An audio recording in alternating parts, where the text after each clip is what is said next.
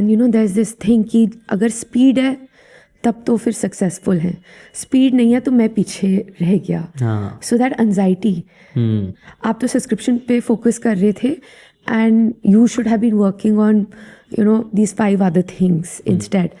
So that anxiety, जो ये बातें लोग बोलते हैं कि but how can you just do this one thing, I will lost your mind.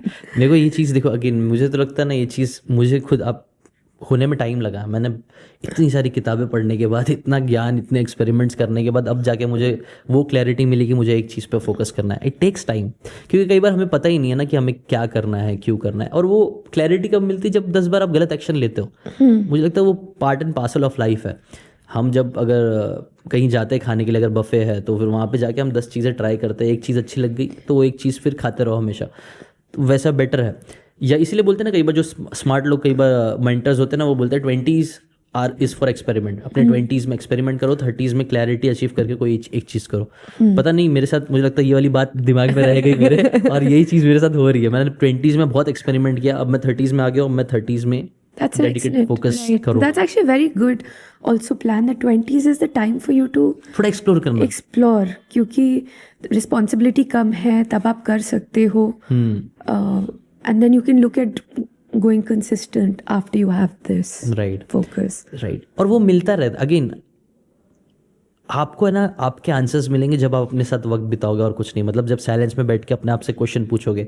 मैं सच कई सारे मेरे दोस्तों को जानता हूँ जो है ना रिट्रीट पे चले जाते हैं. मतलब काम धंधा छोड़ के बोले एक दिन, मैं मेरे फ्रेंड है मंगेश भाई भी है, मंगेश शिंदे, वो will power star content create करते हैं. वो बोलते हैं कि मैं कई बार ना अपना सारा प्रोसेस छोड़ के एक दिन के लिए निकल जाता हूँ, बाइक लेके चले गया अकेले चुपचाप, और वहाँ पे अकेले वो सोचेगा सिर्फ. और मैंने ये वाला पैटर्न है ना, ये again pattern, life is all about patterns. ये भी एक बहुत लेसन मैंने सीखा. टोनी रॉबिन्स इसके बारे में बहुत मत करते हैं. एवरीथिंग, सब चीज़ का हमें लाइफ वही है, पैटर्न को रिकग्नाइज करना, उसको ब्रेक करना और न्यू पैटर्न्स क्रिएट करना.